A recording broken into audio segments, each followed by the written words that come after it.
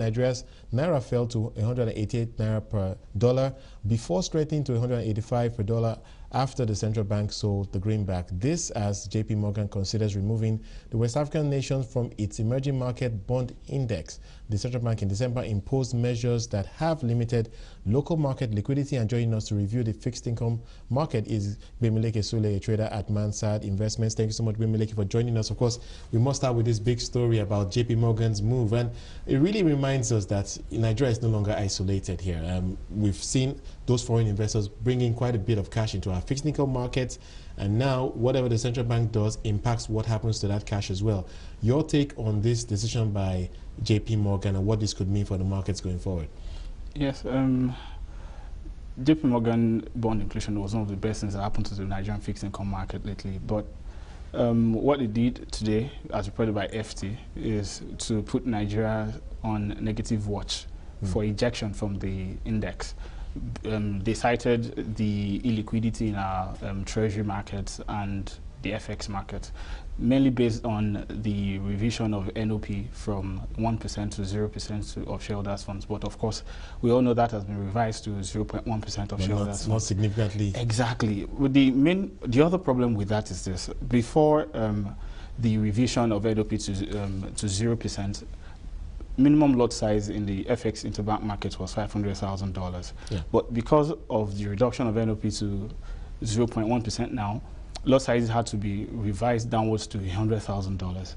By doing that, it means most banks will be able to take positions. But if they had left it at $500,000, a lot of banks wouldn't be able to hold positions at all, because once someone sells $500,000 to you, you won't be able to hold it because your NOP is about 100 or so if you're a merchant bank, for instance. Right. Yeah. So there's still illiquidity because there's going to be a high level of volatility because you're trading minimum lot size of $100,000. So any little crisis in the market, or either it's large liquidity in the market, prices are going to be very spiky. That said, in the bond market as well, that also spills to a very large extent. The main bonds in the index are actually the 2019s, the 2022s, and 2024. We actually saw that going up today as high as 16.11% on the 2022s, as high as about 15.9 on the 2019s. So these are bonds that open today at around 15.5. So considering that, let's talk about that reaction of investors to that news. So like you said, those yields have moved up significantly. Yeah. So is that a reaction that suggests that the central bank is not likely to do anything? Do you think that investors feel that the NOP moves are here to stay, or do you think the central bank is likely to react to this JP Morgan re-rating? It's like being between the devil and the deep blue sea. You know, you need to emphasize the local themes as well. Yeah. There are reasons why the CBN actually revised NOP downwards, because you need to reduce the rate of depletion of the reserves. That's very fundamental. We also need to keep your market liquid and excellent, because Nigeria is no longer secluded. Well, at the next MPC meeting next week, we expect at least a further devaluation of Naira, because when CBN devalued the Naira, we're not really there anymore. The market has really dipped. Oil prices particularly has really dipped. Since the last meeting. Exactly. And even you need to forget the fact that, okay, it's been going up a little bit. It's been stabilizing around $49, $50 per barrel. Those are very different scenarios. But we don't even see oil prices stabilizing at this level. It will likely go down until maybe a major shale oil producer goes bust. So those are the risks the CBN needs to consider, because there could be further pressure on the Naira. So they can't easily revise the NOP upwards, but maybe a little revision of about 50 basis points, 0.5%. And again, in the interbank market, I think FX dealers, banks need to come together and revise the minimum trading lot sizes to at least maybe $200,000. Right. Because if you need to close a 1 million deal, for instance, probably you sold your bonds or you sold equities and you need to repatriate your dollars, you need to do 10 deals. Right. To really have anything, to really get $1 million.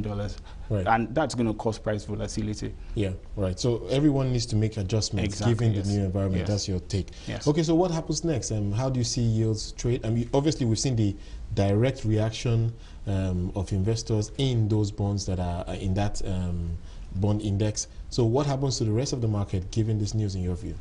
Yeah, I expect the market and CBN is definitely going to react. I don't expect them to take the penal measure of ejecting Nigeria from the index, because if they should do that, that's about $3 billion to be dialed back from the bond market, because 2019, 2022, 2024 is considered about $3 billion. Put significant pressure exactly on the naira itself. on the so reserves. They need to find a way around this. So that, I think, the NOP has to be revised upwards a little bit, maybe to 0.5%. Yeah. Minimum lot size also has to be revised upwards. Mainly, that really tells you that if we see more administrative controls on our FX markets, there will be backlash. So the policymakers will be careful going forward. Right. So we still expect bond yields to go up, because another thing to note is the level of liquidity that will be coming into the market.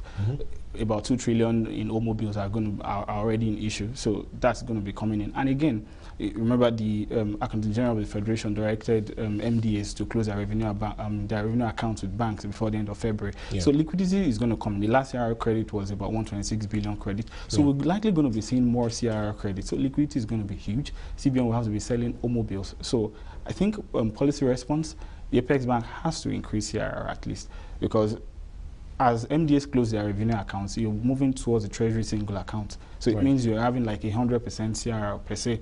So there's going to be the dial back of CRR debit. So there'll be credits, bank will be liquid. And to respond, the CBN really has to increase private sector CRR further.